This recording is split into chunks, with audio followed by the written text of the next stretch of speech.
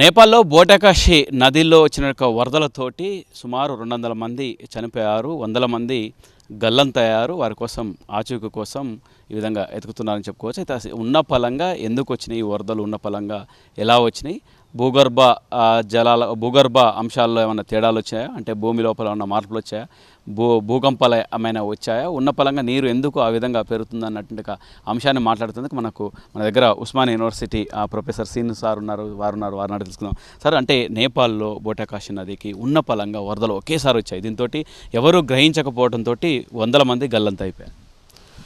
ఇది విచారకరమైన సంఘటన.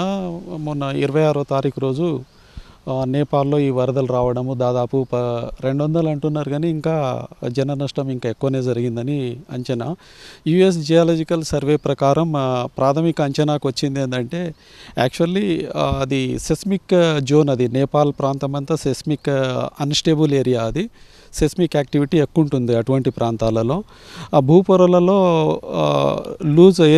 వదులు కదలికల వల్ల ఏమంటే ఇప్పుడు లో సెస్మిక్ యాక్టివిటీ ఉన్నా కానీ ఆ భారీ మంచుకొండ చర్యలు ఉంటాయి కదా, ఆ భారీ మంచుకొండ చర్యలు పడడం వల్ల, ఇంకోటి గ్లేసియల్ కొలాప్స్, దాన్ని గ్లేసియల్ కొలాప్స్ అంటాము.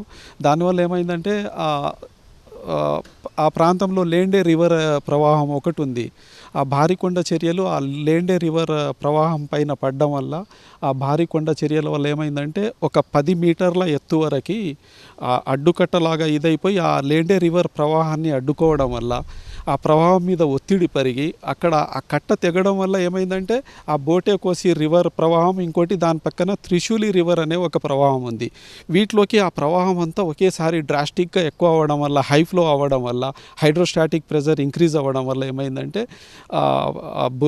బురదతో కూడిన ప్రవాహం ఎక్కువైపోయి ఒత్తిడి పెరిగిపోయి ఫ్లాష్ ఫ్లడ్ వల్ల లో ప్రాంతాలలో వ్యాలీ ప్రాంతాలలో ఉన్న విలేజెస్ కానీ దాదాపు 12-15 విలేజెస్ కొట్టుకుపోయాయని తెలిసింది. అది అంటే హిమాలయ పర్వతాల్లో ఉన్నటువంటి నేపాల్ కావచ్చు, ఆ ప్రాంతాల్లో టిబెట్ ఏరియాలో ఎక్కువగా భూకంపాలు వస్తాయి కదా, దానివల్ల కూడా ఇలాంటి సంఘటనలు జరిగాయంటే మనుషులకు తెలియకుండానే ఇట్లాంటి సంఘటనలు జరుగుతాయి అనుకోవచ్చు.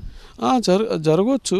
విషయం ఏంటంటే, ఇప్పుడు ఎర్త్క్వేక్ రావడానికి, హై డ్యామేజ్ జరగడానికి మెయిన్ రీజన్ ఏంటంటే ఇంటెన్సిటీ ఎక్కువ ఉండాలి.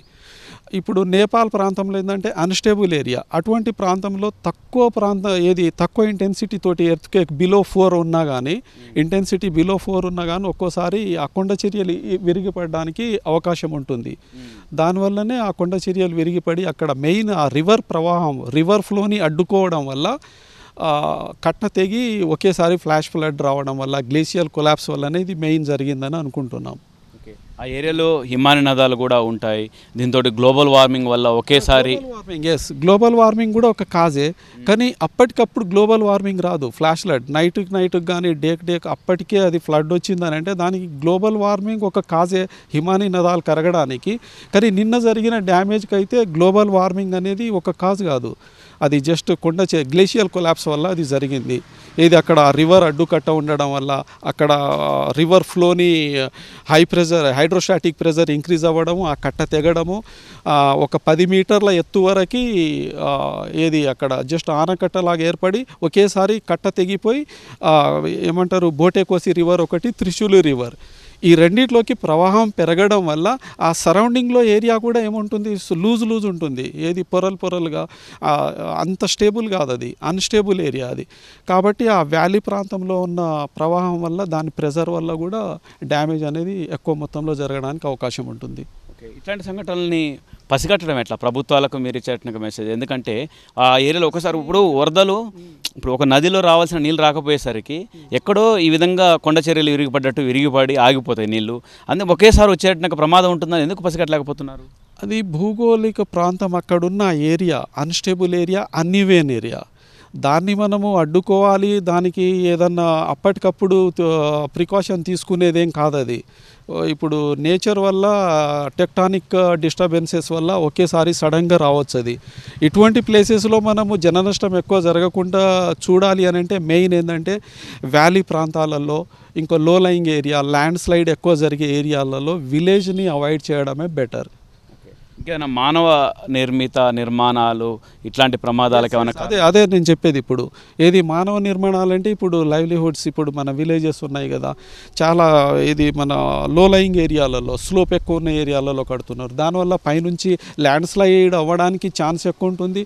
ఇంకోటి ఇట్లా అప్పటికప్పుడు రాత్రికి రాత్రి ఫ్లడ్ వచ్చేటప్పుడు కూడా అప్పటికప్పుడు వేకేట్ చేయలేం కదా, సో అది కూడా ఒక కాజు. ఇంకోటి ఆ రివర్ ఫ్లో అనేది ఫ్రీగా ఉండాలి.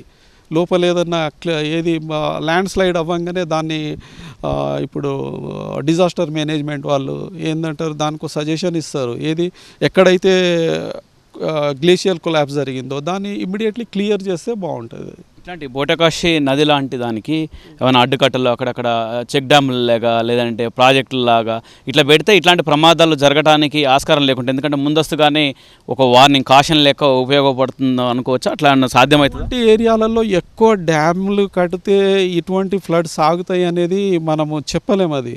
ఎందుకంటే గ్లేషియల్ కొలాప్స్ అనేది ఎటువంటి ప్లేస్లన్నా జరగవచ్చు. ఇప్పుడు ఆ నేపాల్ ఏరియా మొత్తం గ్లేషియర్ ఏరియాసే, అది ఎత్తుపల్లాల ప్రాంతం కంప్లీట్లీ అన్ఈవెన్ టోపోగ్రఫీ. అంటే ఇక్కడ మన ఈ ప్లేస్లో ప్లెయిన్ ఏరియాలో ఉన్నట్టు అక్కడ ఉండదు, ఏది భౌగోళిక ప్రాంతం.